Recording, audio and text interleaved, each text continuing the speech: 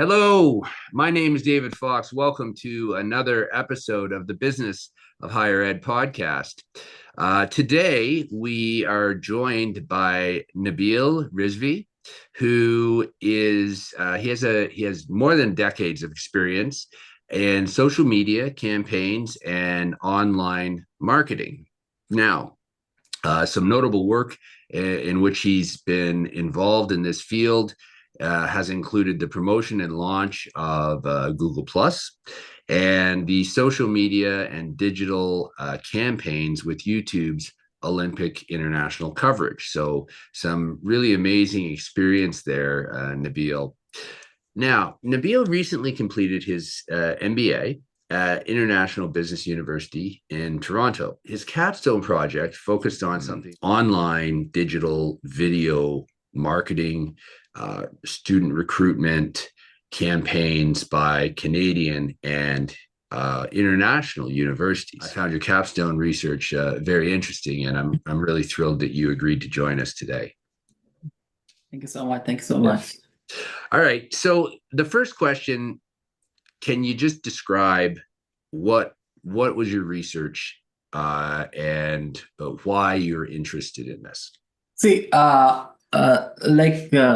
am a YouTuber. I have around 10 million views on my YouTube channel. Plus, I have more than 11,000 subscribers. How colleges, the international colleges, because the most of the students that join international colleges are from India, China, South Korea, and basically they are from Asia. So how international universities can cater to these colleges but through YouTube. So I picked this topic and I did my research on this topic. And because of what happened, because of the pandemic, earlier before pandemic, the rate of students was increasing by 5 to 6% per year. But due to pandemic, there was a drastic decrease of 20% in this. It decreased by 20%, and even post pandemic, the rate is not back on track. It is still 3 to 4%. So universities are finding it difficult to cater to more students because it's like the international students are they're like in terms of revenue they get them the maximum revenue, the international students. So they are their target audience. So they have to get more and more admissions through international students. And how do they reach international students? That is through YouTube, because it's like all the students who are taking now taking admissions in universities are millennials, and millennials have a very big problem. They don't read. They don't read. They like if you send them a PDF, they won't read the entire PDF. They just read the headings and stuff like that. But if you send them a video explaining what was written in the PDF, they will be more than happy. So now, is it the millennials or is it the generation after the millennials? Millennials and the generation after the millennials, like the people who were born after 1980s. I'm talking about those people. Pandemic resulted in a decrease in the admission, the international students. Yeah.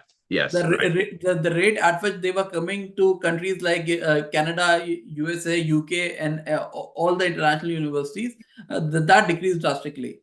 Okay. So we hit the pandemic, and just for timing's sake, when did you do this research? When did you? I did this research like I invested my past 3 months in 6 months in this research. Past 6 months of 2024. Yeah. Okay. So can you describe the approach you used to undertake this research? See, what I did, I went through many research papers, and what I did, I used some keywords.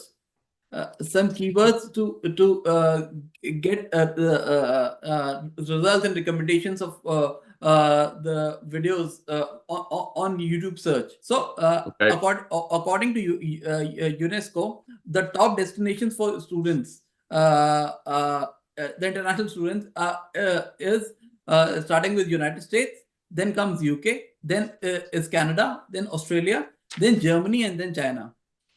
And the top countries from where they migrate are China, India, South Korea, and Nigeria. Like, why they travel so many miles to these countries to and take admissions in these universities? The first is the economic prospects, that they get good jobs after completing their studies. Then is education prestige. That, like, if you do an MBA from Harvard University, then your resume will look good to all the recruiters, and you will have a very fruitful kind of future. Then affordability, because affordability, and other thing is immigration friendly policies. Like, in Canada, if you spend after your master's program, if you spend, say, 2-3 years, there's you might get an opportunity to get a PR, permanent residency kind of a thing.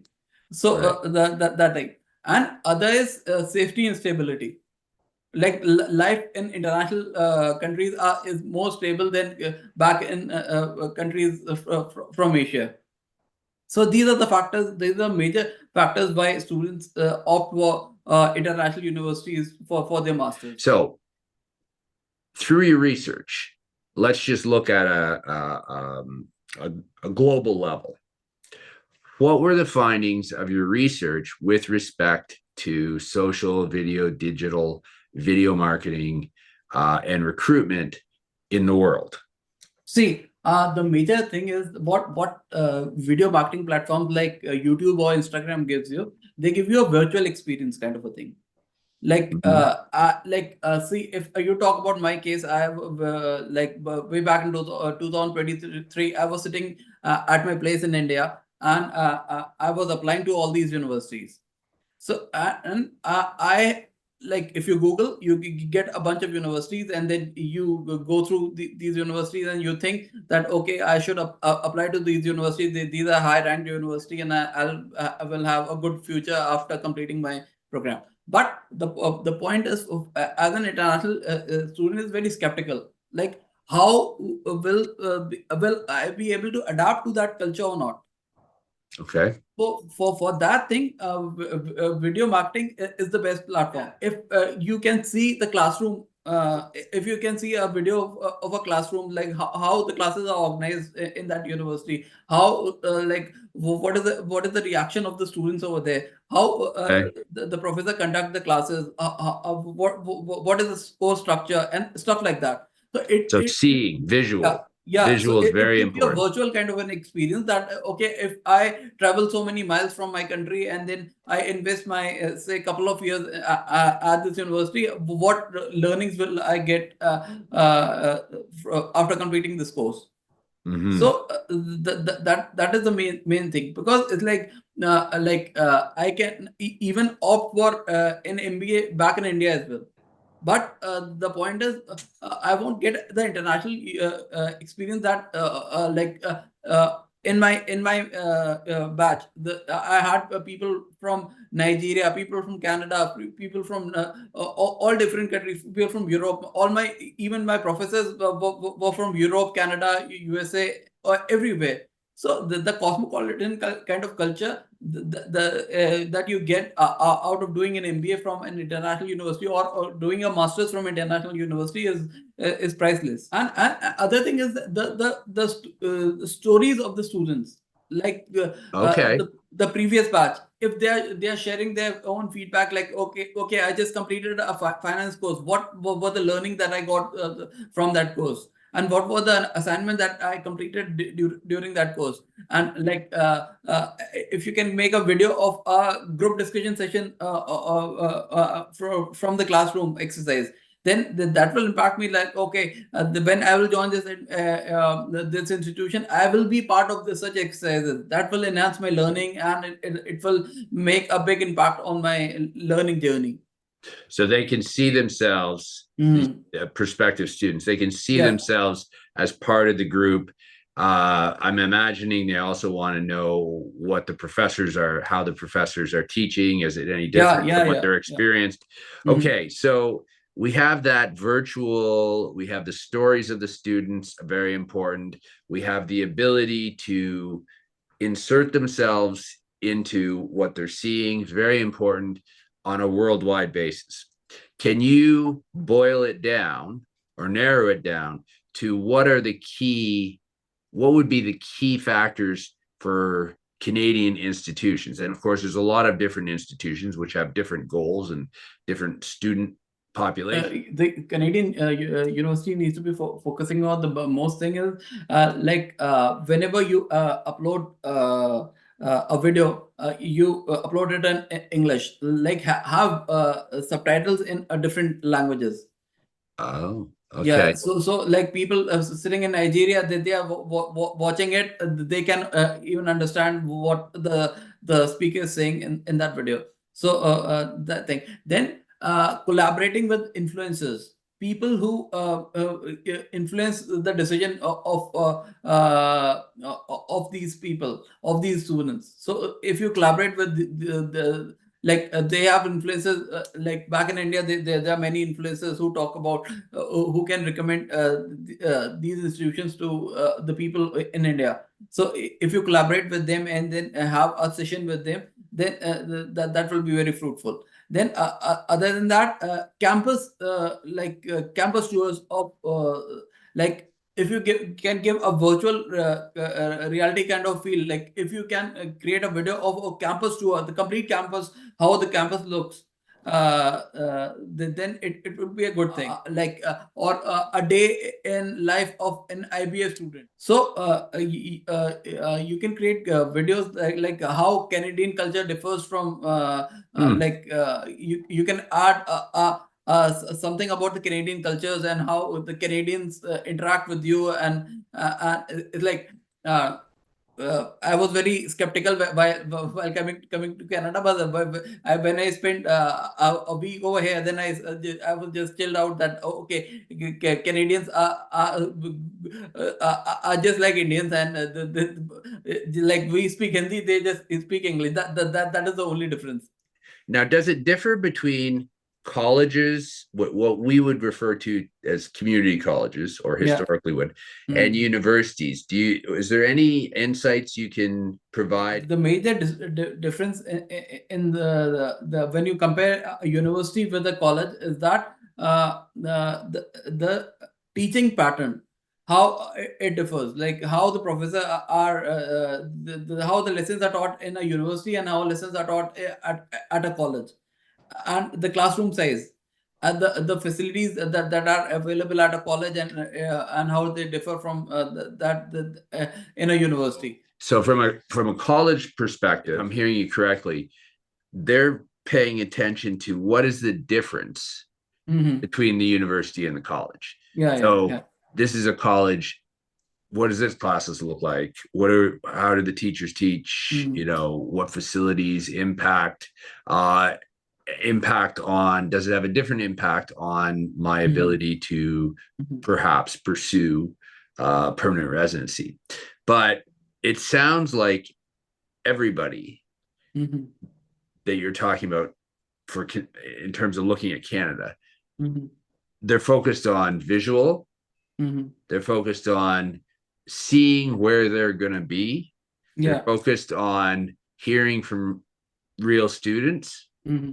I'm assuming international students, they want to hear from international students.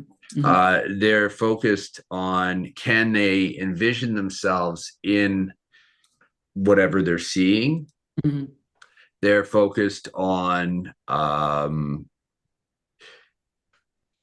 the culture. How does the culture change, or is it different? Do we think, is there any information on whether or not I think that I can adapt to it? So that's your sort of your university bunch. That's what they're particularly focused on. How important are rankings? How important is it that there's a McLean survey. We all know about the McLean survey. We know some schools are very, very strong in certain programming. How important is sort of reputation, or how do they find out about reputation, or do they respond to reputation if it's in the videos? Yeah, reputation is very important because it's like an international student. He makes a very big investment when he opts for an admission in an international university. Right. Then he calculates that, okay, I'm making this much investment with, and how, say, after completing my course in couple of years, or say 1 year, how will my future be after couple of years? Like after completing the course in 2 years, what I will achieve. If I'll get my investment back, and I'll have a fruitful future, then I'll take this kind of decision. And if I will be struggling with even after completing the course, and I'll be struggling to get my investment back, then he will think about his decision. So in terms of video marketing, the success stories of alumni, the people who have completed alumni. Yeah, the course from an institution, the success stories of those people, like, okay, I completed this program from this university, and after that I got a job at this firm, and I'm now a director over there. So those kind of stories influence students that, okay, it's almost like students almost treat universities as a launch pad. What we understand is, statistically, students from India, for example, primarily come to Toronto area and Surrey, BC. Two very large populations. Brampton. Now, let's say you're not Toronto. Let's say you're not Surrey, BC. Let's say you are a Northern Ontario community. How might you're a university in Northern Ontario, based on your research, how might your video digital recruiting campaigns, marketing, differ from those in, let's say, a Toronto school? See, if you put yourself in shoes of a student, and like international students, say somebody back in China or India or Nigeria, then the major thing that he looks at an institution, that after completing the course, what kind of job I will get after completing the course. So if you are in, like, my institution is in downtown Toronto, and I am surrounded by all the corporates of the world. Right. So that's why I opted for IBU, International Business University. If some institution is in, say, interiors of somewhere in the interior of Canada, then they will the education pattern will be the same, but the job opportunities will be less in comparison to that of Toronto. So that's it. That's the perception. That's not necessarily always the truth, though. That's not the truth. That's the thing. That's the perception. But along with that, the major thing is that the part-time jobs are easily available in Mississauga and Toronto. Okay. But I don't know if they are that easily available in interiors of Canada. That is because as an international student, my another concern is that I have to, like, we all take money from our parents to come to Canada and complete our education. Then in the long run, we have to pay them back this money. Okay, you have invested this much in our education. Now we have to pay you back. So for that thing, you have to do a part-time job along with your studies. Right. So if they are available around your campus or around the locality you are living in, then it is a good specialized universities in interiors of Canada, and which is providing a very good education. Then people will offer you that university as well. Then they have to make videos of programs and how they differ from all other universities. So then they have to create videos of their programs and the kind of lessons that they teach their students and the kind of impact that their students make after completing the course from their institution. So there's more of a burden, there's more expectations for marketing, digital, social media marketing for a school that is not in a major metropolitan area in Canada. The expectations are much higher by international students. Yeah, like the campus size will be bigger. They will be having say a hostel kind of facility in the campus. They will have other leisure activities within the campus, which is not present in Toronto because of the kind of the real estate prices that we have. So the learning that all these institutions, when you have kind of accommodation facilities within the campus, and the kind of learning that if you have a play field like a football field or baseball field within the campus, and students play a match over there, and then they witness that thing and the kind of hysteria they experience over there, then that is also part of learning, which is lacking in all the institutions that are available in Toronto or say. So really, it's if I'm a university outside of Toronto, I have more land. My campus, I may not be bigger, but I may have more land. Yeah. And I need to emphasize, hey, you come here and yeah, we have these programs, but then we have the playing fields, we have the stadiums, we have I don't know, maybe you can go kayaking, fishing, there's outdoors activities. Are outdoors activities, other activities, are those types of things relevant or considered? They are considered like every international student has a fantasy that when I'll join an international university, I will have all these things around me, because we opt for these courses by watching Hollywood movies. Like, okay, yeah. When we'll be in college, we will be doing we will be we'll have big libraries, we'll have a bigger classroom, where we have a huge cafeteria, and we'll have dormitories and stuff like that. So, that kind of thing, like that kind of thing is only possible in smaller towns and smaller cities. Right. Well, it's an advantage that some of them have, because a lot of these schools outside of major cities, they've got all kinds of outdoors. You can do hiking, you can do whatever it is you want. For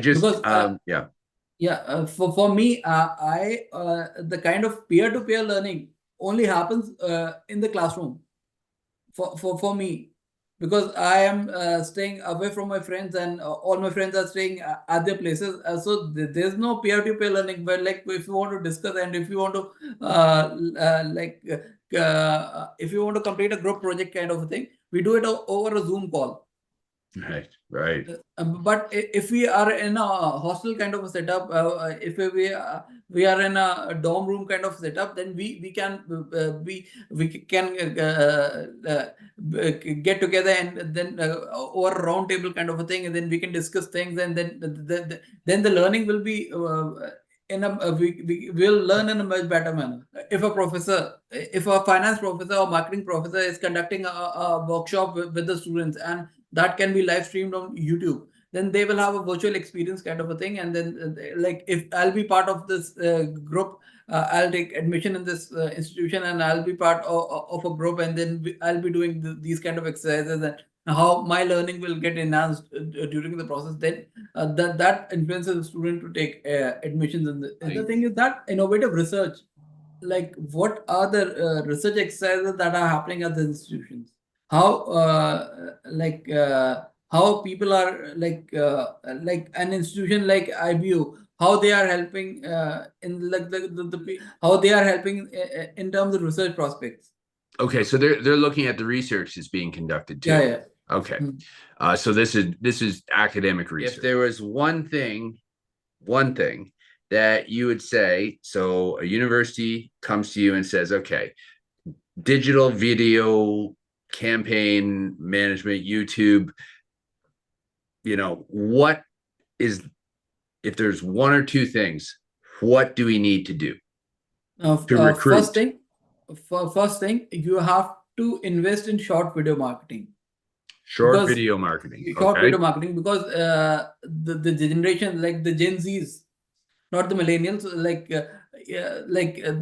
the millennials like me are so restless. So just consider how the Gen Zs would be, like they don't have any patience. They just Okay.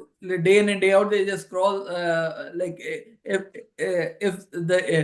they get bored with introduction, they just scroll it. So we have to make short video content for and package them in a way that that they entertain, they get entertained. Okay.